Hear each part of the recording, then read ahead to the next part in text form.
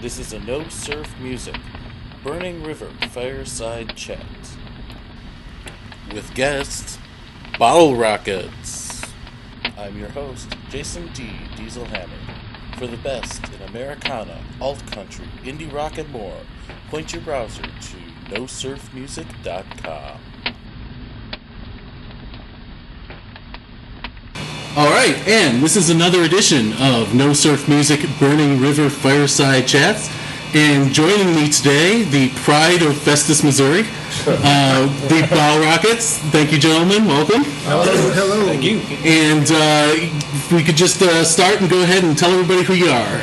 I'm Mark. I'm the seamstress for the band. Somebody's got to take care of the clothes, right? I'm John Horton. I play guitar. I'm also the passenger. I'm Brian Henneman. I drive the tour bus. I'm Keith Voegele, and I'm the co-pilot. Okay. And these guys also play instruments and write songs and do shit like that. But really, they got down to what's important. You know, getting from place to place, and you sell the tickets, and after that, it's all gravy, right? Oh, yeah. So I'm really glad that you guys joined me because you've been a band that I've loved for a long time. And I think for anybody who has been into alt country, you're one of the preeminent groups out there. Not only just because you've been around so long, but because you've done such great work for so long. I mean, you guys were founded in... you're welcome, of course. You're founded in 1992, is that correct? Technically, yes. Okay. But the record didn't come out till 93. Okay. So, but we actually were functioning in 92. So, but we had a gig in 92, but it got snowed out.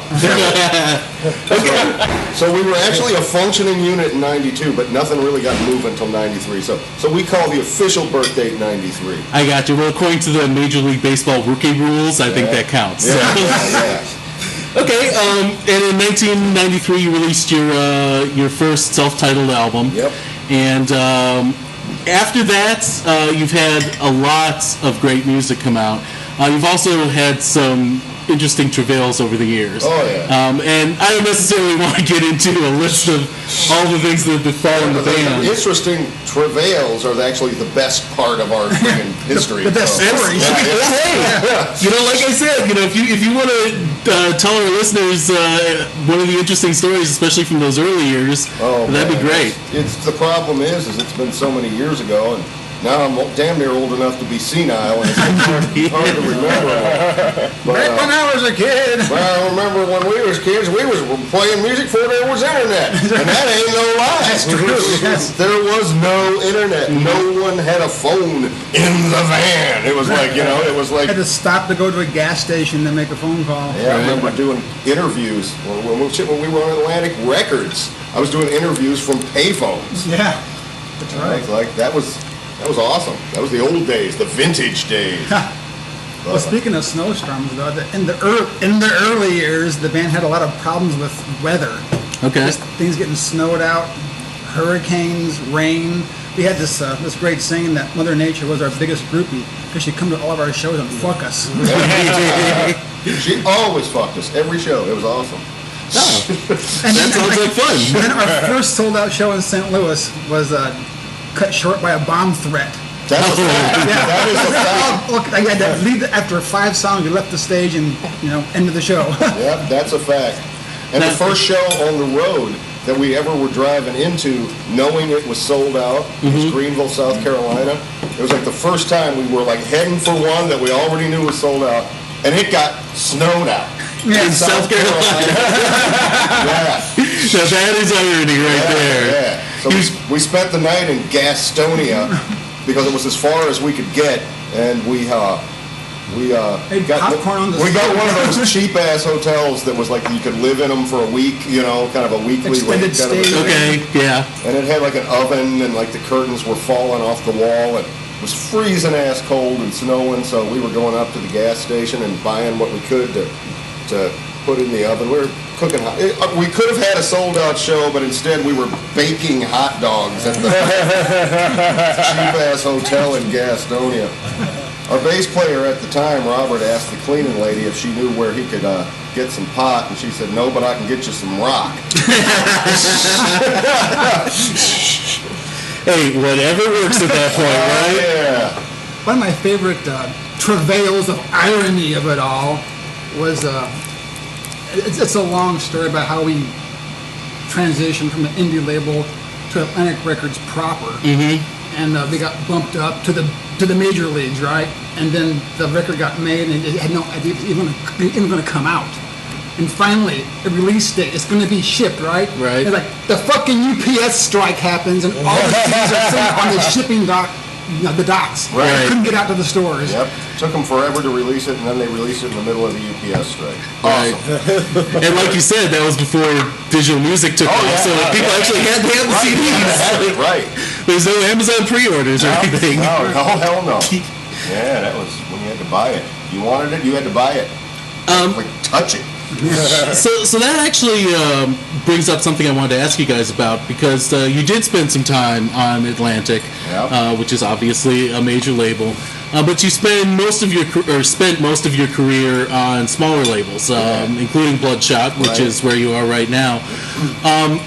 Which do you guys think overall is better for a band like you?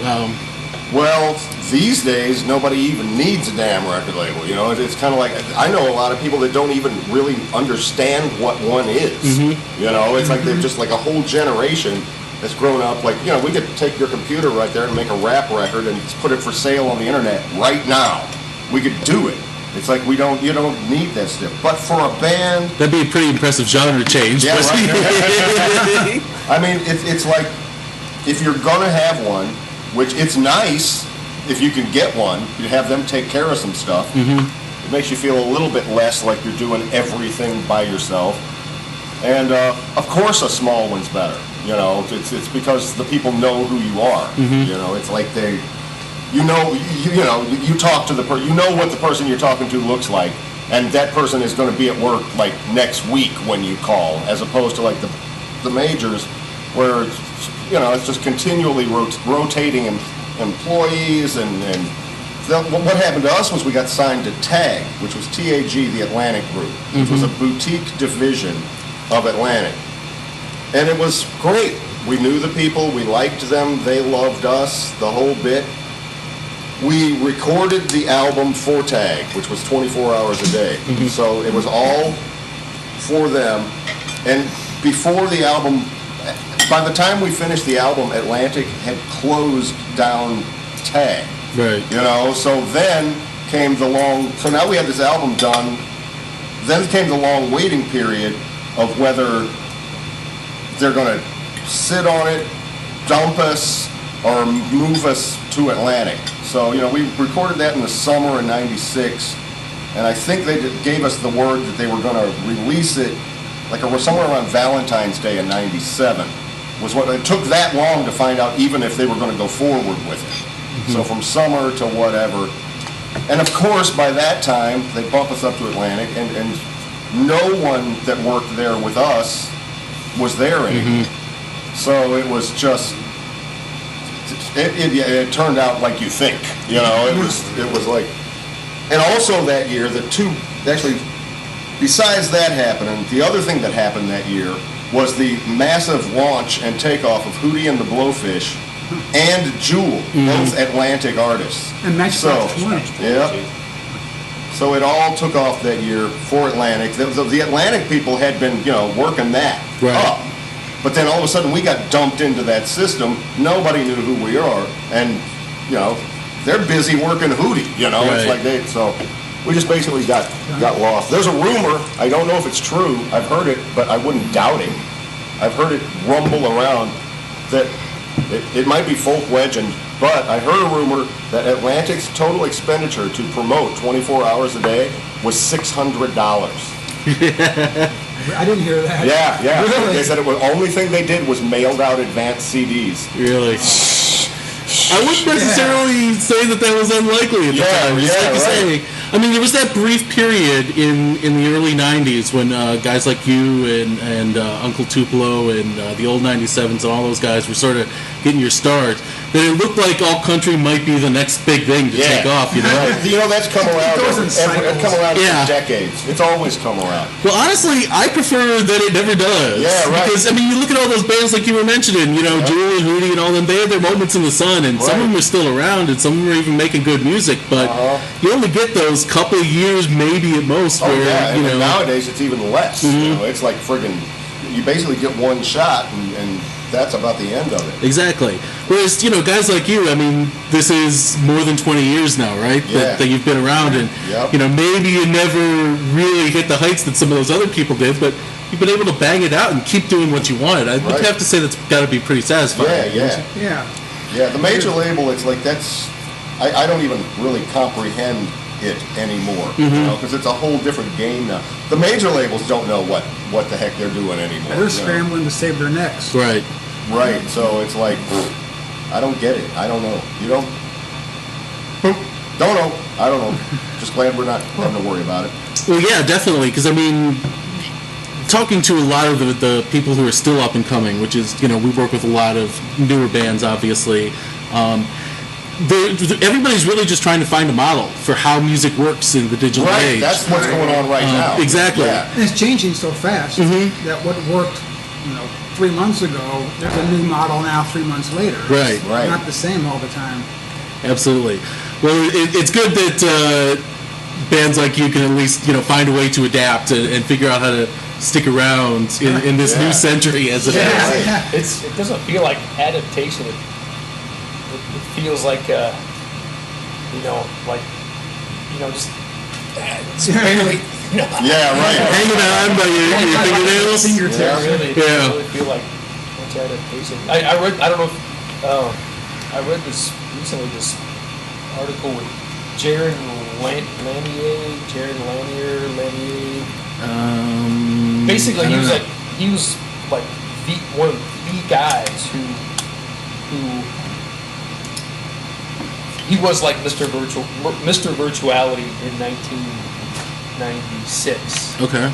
And he's like our age, so he's like 20 something then. He was, that was like new fucking frontier, But his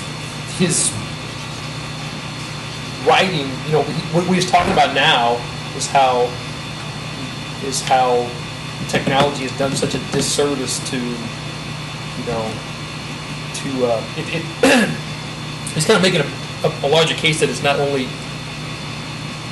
the musicians and now writers are sort of like the canary in the coal mine for like what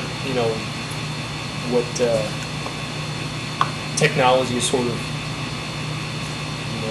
accomplishing in reality, virtually. What the industry is creating in effect. Yeah. With the use of the technology, which is it's sort of it's you pretty much you can see that the technology and the internet technology and the whole bit.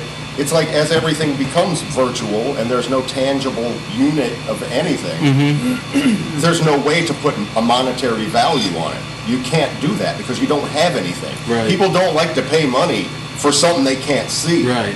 And and for some reason, music became something that people lost interest in supporting with money. Right. Well, I think kind of what you said is true, and as somebody who writes and is working on selling novels and stuff the same kind of way, people are willing. People are willing to go out and go to a bookstore and buy a book because they understand this is paper. This is somebody had to make it. But that's disappearing too. Right. That's exactly what I'm saying. Yeah. Digital. Yeah. Exactly, and CD, same thing. Like this is a CD. Right. Somebody had to make it. Music that's out there somewhere in the cloud or a download. Nobody wants that anymore anyway. They just want all their shit in the phone. Right. Which is fine. It's just a question of the intellectual property being paid for. So there's this, and it's been free for so long now. There's been ways to get it without spending. Right. That paying for music is just basically an honor system. It's sort of like an endowment for the arts. The people that pay for it are only the people that are paying for it because they want to support the music. Right. So that's why everybody's sales have shrunk, like incredibly. everybody Because else- most people just will take it for free. Why buy it if I can get it for free? I mean, imagine if they could put food through the internet. David Lowery's copy. People want free beer too. I mean, Right. Yeah. Hey, you could put. I've been to a PBR. Come on. Yeah, once they figure out how to put food and beer through the internet. And We're in real trouble. that's already there. Yeah, come on. But, Yeah. but it's also like a sense of entitlement with the digital generation now. Mm-hmm. When things are born digital, like there's no sense of, it's not tactile.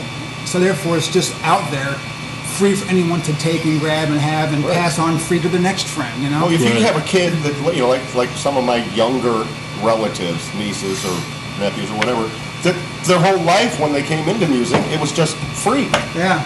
How are you going to get that person to ever pay for it? Right. All right. You're not. It's like all of a sudden, like say, pasta salad was free your whole life, and all of a sudden, like somebody's trying to tell you that really you should pay for that pasta salad because the people that Somebody made made it, it. really have to support their families. Yeah, right. But Right. it's been free my whole life. It's like I'm not going to pay for it. It's that's where music and literature and all of it. That's where it's at. So it's good, much like economic trends, over the last 20 or 30 years. That technology is good if you're starting out, and it's good if you're like Radiohead or Prince. But for everybody in between there, for a good portion of people between there, it's not very good. Right. It's of some dubious quality or usage sometimes. Well, definitely. Oh, I'm sorry. Go ahead. What's interesting though are those artists though that are successful, with air quotations, Radiohead or Wilco, who put out free music. They'll leak it out before it's released, and then the fans still go and buy it though. I'm kind of fascinated by the marketing strategy of that, and Right.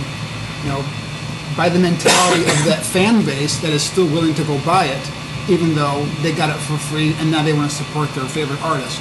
Well, I think that is kind of along the same lines as the whole idea of crowdsourcing or of Noise Trade or even Bandcamp or some of those where you can download it for free, but there's a tip option. And a lot of people actually do choose to tip. Or where you go on Kickstarter and, like you said, in 6 months you're going to be able to download this album for free. Oh, sure. Right, but if you give them $20 now, they'll give you the album and probably something else cool, and the bands that come up with something the coolest are usually the ones that really make the fans. Yep. I think it's all about that connection, and I think that's what that is they think, well, these guys are actually being cool. They're putting their album up here for me to take if I want, but they're cool, so I'm going to help them out, rather than, these assholes just want money, I'm not going to give it to them. Yeah, right. Yeah. So See, the problem falls is like this guy I work with at home. It's like the problem falls in that people that don't know, who are the people that are most likely to just take music for free. Right. They take it for free because they think all musicians make a lot of money. Right. So it's like, you're a musician, you make a lot of money. I don't make a lot of money. So I'm supporting you by taking your music. Right. So that's you're kind of in that, like I said, it's an endowment for the arts. It's kind of like the people, it's kind of like tightening musical community, in that any commerce that's being done is done between musicians and fans that love it enough to pay music for it. Right. So you're kind of like, the reason the sales have shrunk and things have gotten smaller is because you're kind of casting off the casual user, As far as commerce goes, they're still out there, but they're not throwing money in your account. You still got them, but the ones that are actually paying are dedicated people. You can sort of identify them by whether they pay for music or not. Absolutely. But I'm as guilty. I'll sit on YouTube and look at shit. It's Right. totally guilty. And, I tell people to give me their album for free so I can review it, so. And then go trade it in later on. Right? I usually keep them for something, but most of them are digital now anyway, so. I used to be really uptight in the early days, like early days of the internet, of, like performing new songs before they were recorded, and try to keep that tight and secret, keep it secret before. But nowadays, it's the Wild West. You play a new song one place, you tell people no recording tonight, somebody puts it on an iPhone, and the thing's on the internet before you get back to the hotel. Right. So, there's just no policing it. It's the wild jungle out here, so I don't even worry about it anymore. Well, I've always been amazed when I go to shows, especially bands that I know well, so I've talked to them and I know what their new album's going to be about, but I haven't even heard it yet or whatever. And they've been playing a couple songs out here and there, and you go to a show, and half the people there already know all the words to a song that's been on YouTube for, it's like, whoa! I mean, literally, we've done a new song and gotten back to the hotel and it's on the internet. Yeah, I can believe it. Yeah. I can totally believe it. I mean, all you got to do is record it with your phone and put it there. There you go. Go, man, go. Sound good, but it's there. I think that's a great resource, and it has advantages and disadvantages, like anything else. Speaking of, earlier we're talking about the necessity of a record label. Would Justin Bieber have been successful without YouTube? That's where his whole start, he splashed big on that. Isn't that kind of a reason to get rid of YouTube, though? It's been taken away. It's also, as a musician, it's a pretty amazing archival source. It's a great resource. It really is. Yeah, like a huge encyclopedia.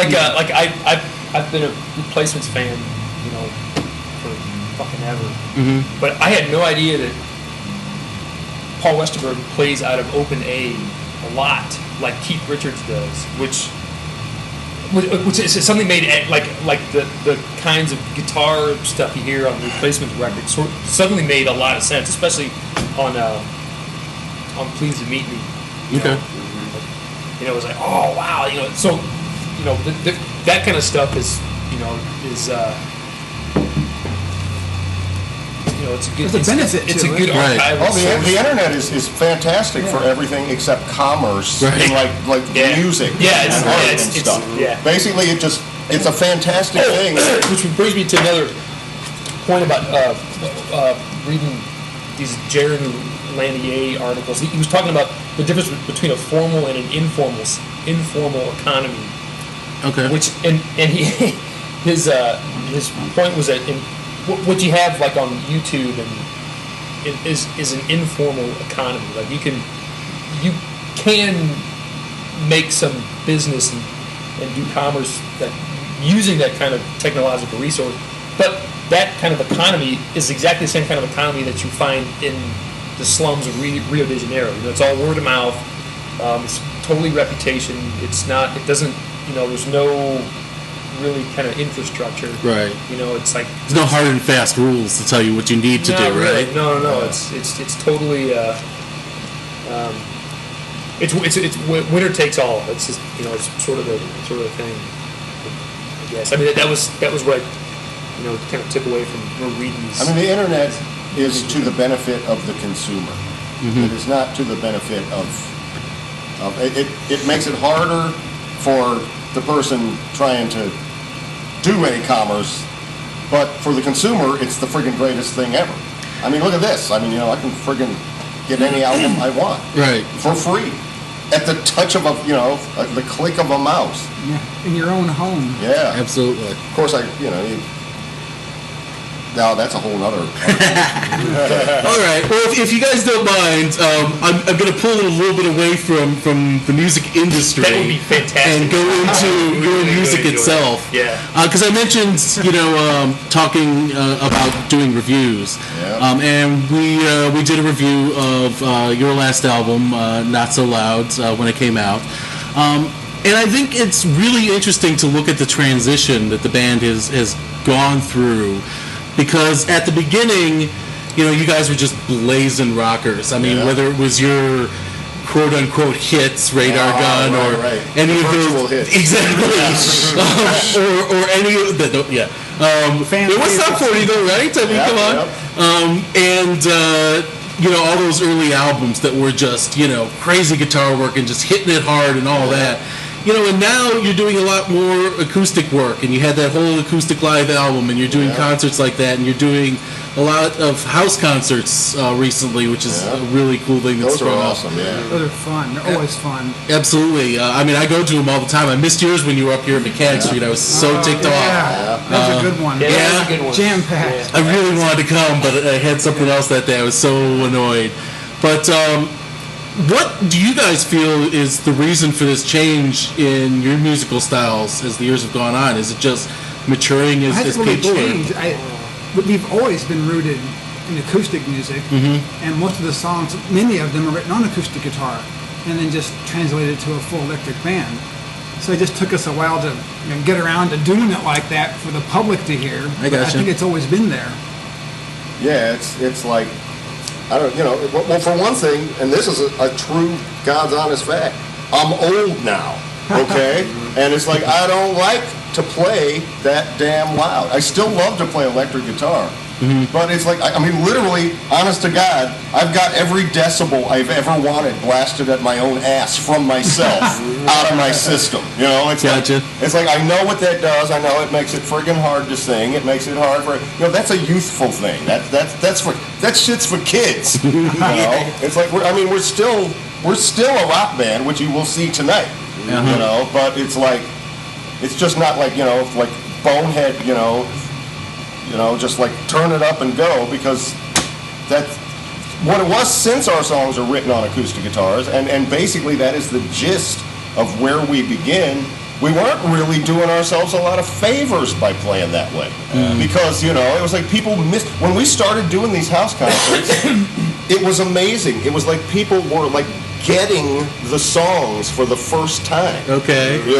You could see it. You could see the way they would talk to you about it when the show was over. It was like all these years, and they never even really knew what the song was about, because we were just bludgeoning it, Yelling. and we never did have a youthful crowd. So we were dragging all these poor people that were getting old right along with us, and just friggin' bludgeoning them to death. And they were supporting us because they'd been there since the beginning, when it wasn't so painful to them anymore. And so all of a sudden we started giving them something that they could hear and understand, and it was just like lights went on over their heads. Yeah, it was like holy amazing. cow, you guys are like, I didn't ever know you guys were like that. I could do that. Yeah.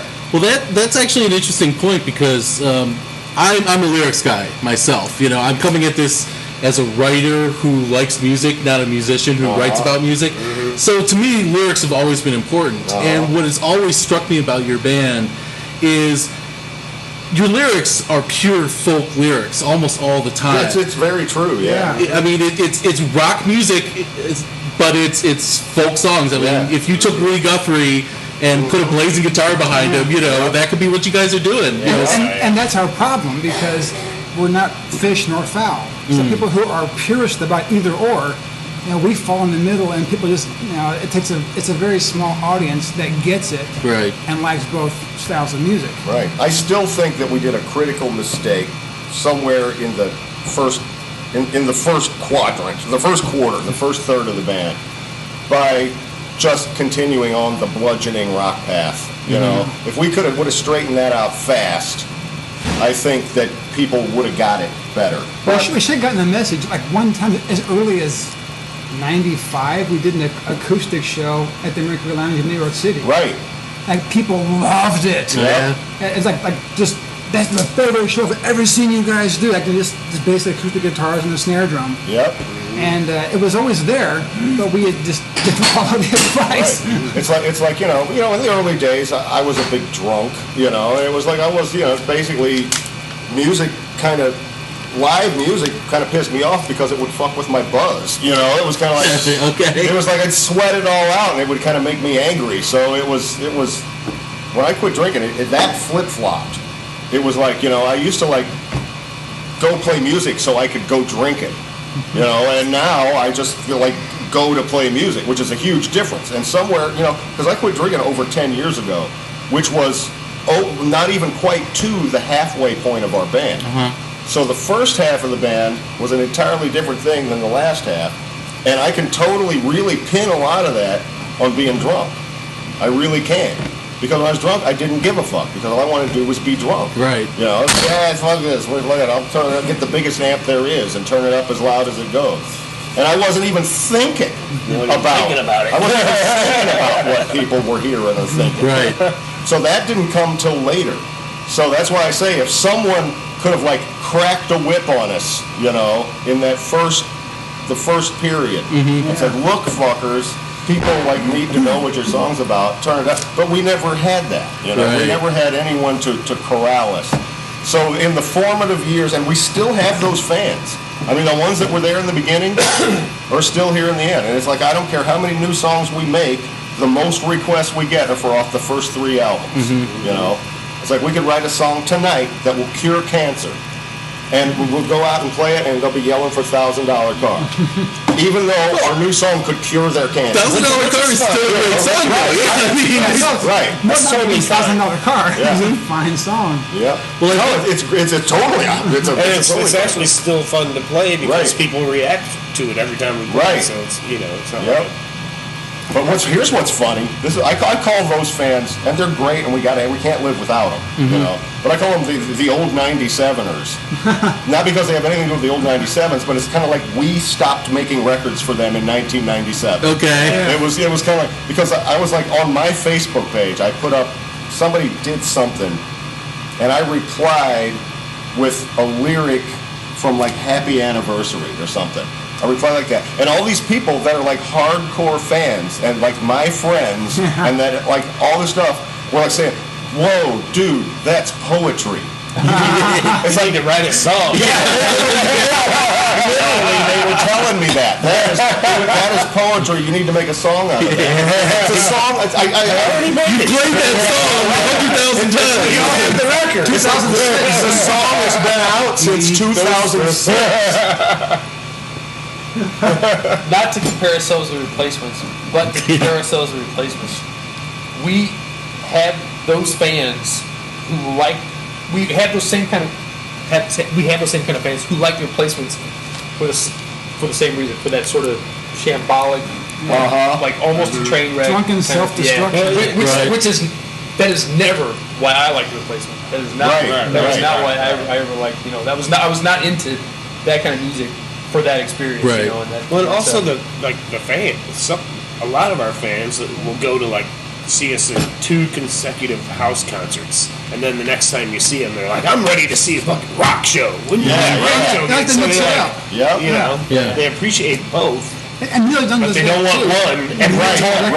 It's acoustic. It's Right. just, you know, Yeah. Well, I mean- get bored fast. You have to keep mixing it up. Yeah, and as a fan, you know, I'm that way too. Like, Yeah. I know bands that do, you know, both the rock shows and the acoustic shows, just like you guys do, and you know, I know bands that maybe just do all acoustic, but sometimes, you know, they hit it and go insane, and sometimes they're more relaxed. It just makes the experience so much more interesting for a fan when you get that It's blend. not because they don't like the house concert. They loved it. Right. But they're like, okay, I had 2 of those. Now I need a rock show. And, Yep. You know, Yeah. get back to the acoustic thing. Because I mean, you know, a lot of bands you see them 3 times and that's it. You never need to see them again. I'm sorry. As good as they may be, I saw the same show 3 times in a row. You know, maybe they played one song before the other one instead of after it. But Unless they make a fantastic new album that you just have to see them play some of the songs off of it, you know. Yep. which actually kind of brings me to another question I wanted to ask. So, what do you guys think is next for the band? You know, we where are you got going? new songs cooking. We got a lot. Yeah? We're getting creeping up on being able to make a new album. So Okay. it's like Hopefully new- Because Not So Loud was 2011, right? Was it 2000? Was it that long ago? Wow. Okay. We're new. Okay. yeah. We're overdue. I'm obviously bad with math because I've been writing that. So that's a long time. No, wait. You said Not So Loud. Well, Not So Loud was okay. Yeah, we were thinking moving forward. Okay. Yeah, moving forward was okay. Oh yeah. So your last studio was 2009. Right. Gotcha. See, I'm not as crazy as I thought. Okay. We're due for a do new something studio since record. But hopefully 2014 will be that. But also, we're going to re-release our first 2 records this year as part of our 20-year anniversary. Okay. There's like a deluxe reissue, bonus tracks, probably in September. Okay. Well, that should be cool. You'll get a copy of that. Nice. Are you guys issuing vinyl on that too, or is it just? They're trying to make sense of it.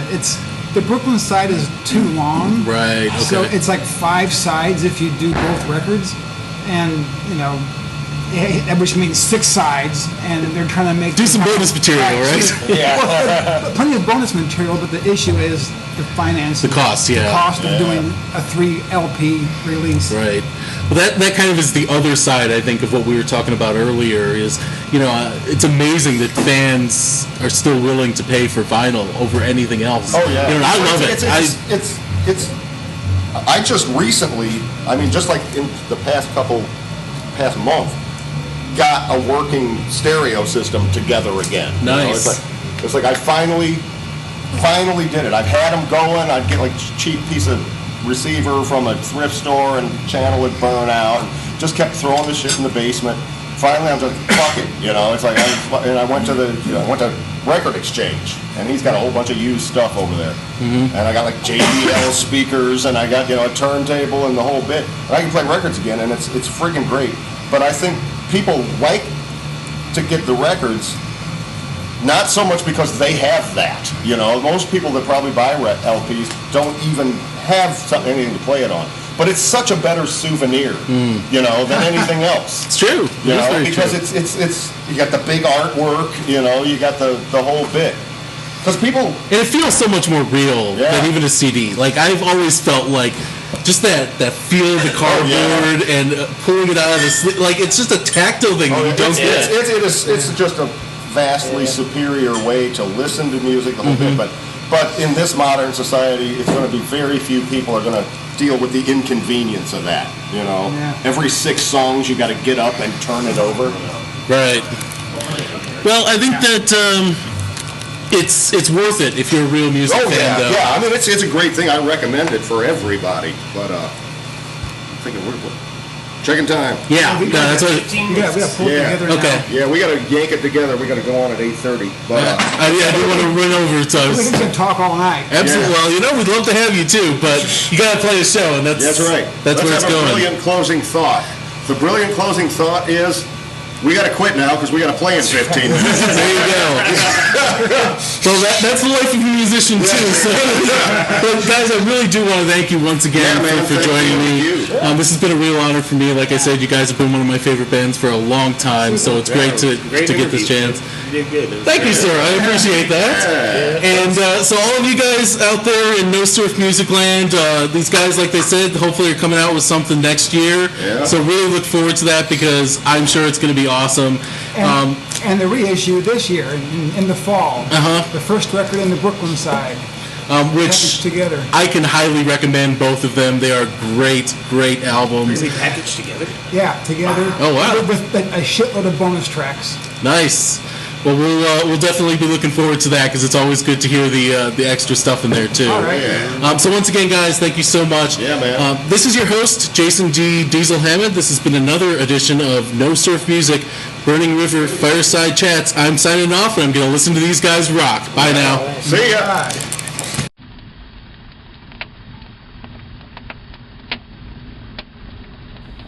This has been a No Surf Music, Burning River Fireside Chat. This is your host, Jason D. Diesel Hamad, signing off. Remember, No Surf Music is your source for the best in Americana, alt-country, indie rock, and more. For original reviews and interviews, visit nosurfmusic.com.